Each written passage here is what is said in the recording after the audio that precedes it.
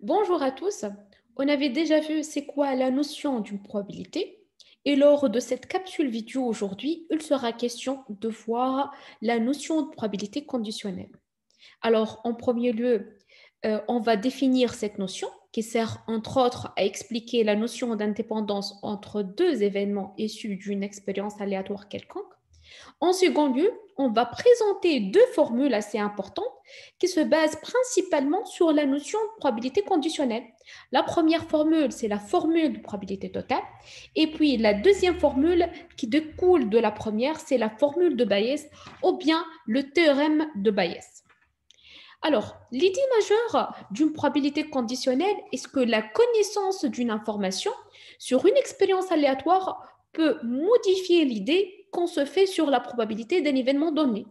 Par exemple, la probabilité qu'il pleuve aujourd'hui est supérieure si le ciel est nuagé. Alors, la probabilité conditionnelle, tout simplement, revient donc à retrouver la probabilité d'un second événement alors qu'on sait qu'un premier événement est déjà produit auparavant. Passons maintenant à la définition théorique de cette notion.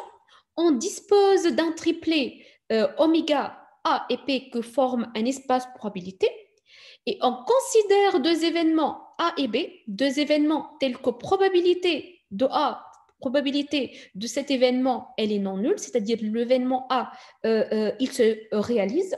Alors, la probabilité conditionnelle de B, sachant A, notez probabilité de B slash A, ou bien probabilité indice A, est définie comme suit. C'est le ratio entre probabilité de l'intersection de deux événements A et B, et je divise par probabilité de A, probabilité de l'événement de conditionnement.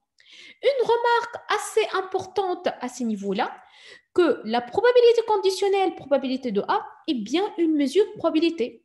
Eh bien, elle vérifie les trois axiomes qu'on a déjà vus pour une mesure de probabilité lors de la dernière vidéo. Tout simplement, pour n'importe quel événement B, on a la probabilité de B, sachant A, est toujours comprise entre 0 et 1. La probabilité de l'univers, sachant A, est égale à 1. Et troisième propriété, la propriété de l'additivité, c'est-à-dire si on va prendre deux événements B1 et B2, deux événements incompatibles ou bien disjoints, alors la probabilité de B1 union B2, sachant l'événement A, c'est notre que la probabilité de B1, sachant A, plus la probabilité de B2, sachant A. Tout simplement, c'est la somme probabilité conditionnelle. L'intérêt en fait de cette probabilité réside par exemple dans le fait qu'elle nous permet de caractériser l'indépendance entre deux événements. On sait déjà la caractérisation classique de l'indépendance entre deux événements, qui est pour dire A et B sont indépendants si seulement si on a la probabilité de l'intersection est égale au produit de probabilité, c'est-à-dire probabilité de A fois probabilité de B. Maintenant, à l'aide de la notion de probabilité conditionnelle, on va caractériser l'indépendance. Alors, on dit que A et B sont indépendants si seulement si la probabilité de A, sachant B, est égale à tout simplement la probabilité de A. Ou bien la probabilité de B, sachant A, c'est égal à tout court la probabilité de B, c'est-à-dire tout simplement la probabilité que le premier, ne change pas en connaissant la probabilité de la deuxième événement.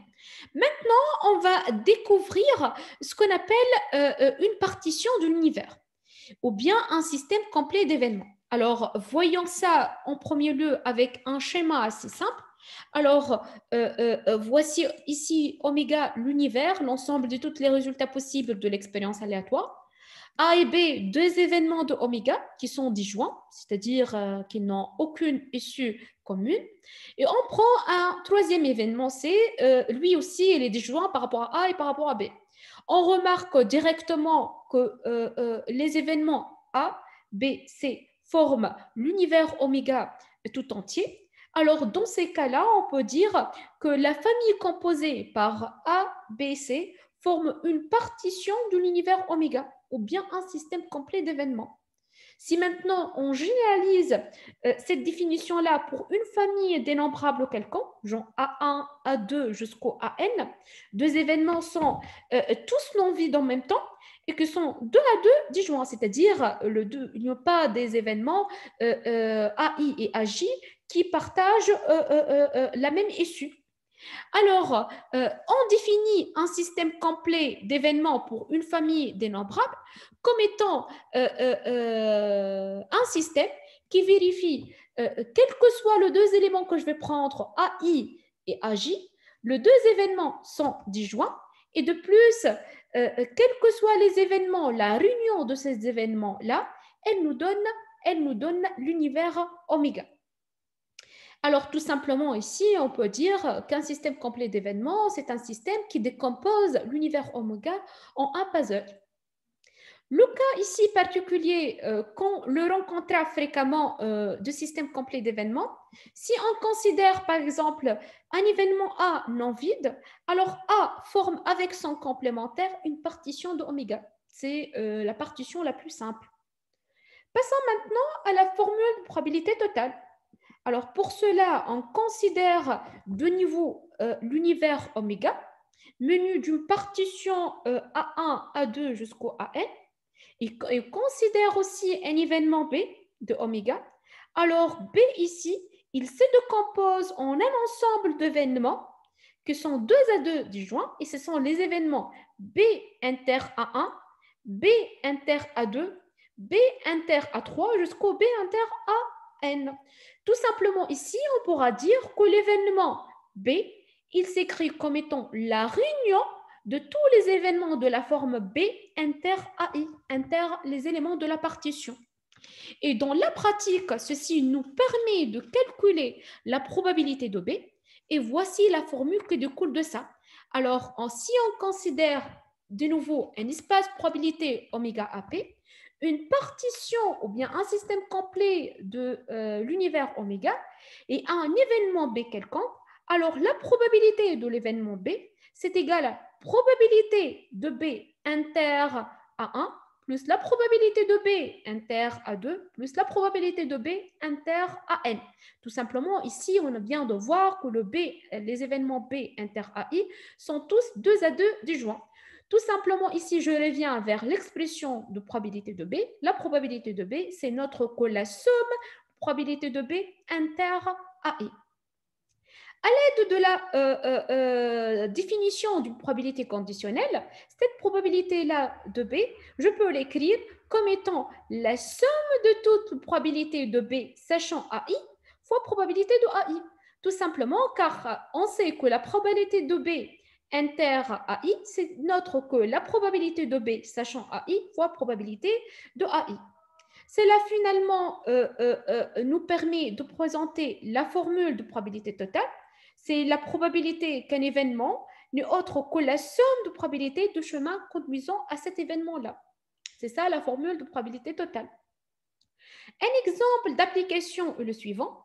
Lorsqu'on joue un jeu électronique, la machine choisit parmi les niveaux N1, N2 et N3 avec une probabilité qui est égale à 0,6 pour le niveau N1, 0,3 pour le niveau N2 et 0,1 pour le niveau N3. Si on considère l'événement G, c'est gagner une partie, alors la probabilité de gagner au niveau N1, c'est égal à 0,9, ça c'est-à-dire la probabilité de gagner sachant qu'on est au niveau 1. Et la probabilité de gagner sachant au niveau N2, c'est égal à 0,7. Et la probabilité de gagner sachant qu'on est au niveau N3, c'est égal à 0,2. La question ici, c'est calculer la probabilité de gagner une partie. Ceci nous ramène à regarder toutes les situations possibles, c'est-à-dire ici la probabilité de gagner, c'est égal à la probabilité de gagner et on est au niveau N1, plus la probabilité de gagner et on est au niveau N2, plus la probabilité de gagner et on est au niveau N3. C'est autre ici qu'une application de la formule probabilité totale. Une application numérique et en utilisant les données qu'on a, la probabilité conditionnelle de gagner, sachant chaque niveau, et on a la probabilité de chaque niveau, alors on trouve que la probabilité de gagner est égale à 0,77. Alors, à cette étape-là, on a déjà vu un événement B de probabilité non nulle, c'est produit dont on connaît les probabilités conditionnelles suivant tous les AI, suivant tous les éléments de la partition. C'est-à-dire ici, on pourra dire que le B, ici, l'événement B, c'est notre un événement conséquent. Par contre, les événements AI de la partition, ça forme ce qu'on appelle les causes.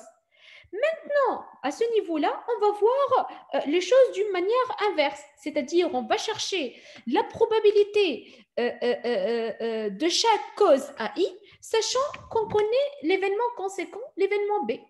C'est ainsi ici, on a la formule qu'on appelle la formule de Bayes qui s'énonce sous forme d'un théorème.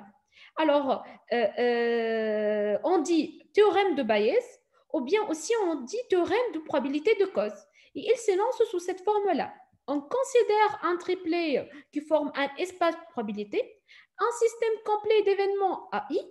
Alors, on a la probabilité de la cause AI, sachant l'événement conséquent B, c'est égal à probabilité de conséquence, sachant la cause I, fois probabilité de la cause AI. Tout ça, je la divise par rapport à la probabilité de B. Ça, c'est la probabilité de conséquence. Qui, à l'aide de la formule probabilité totale, on a déjà vu que c'est égal à la somme de probabilité de B, sachant AI fois probabilité de AI.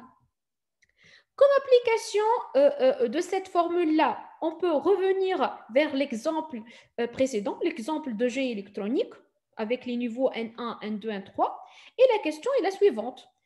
Calculer la probabilité d'être au niveau N1, sachant qu'on a gagné la partie.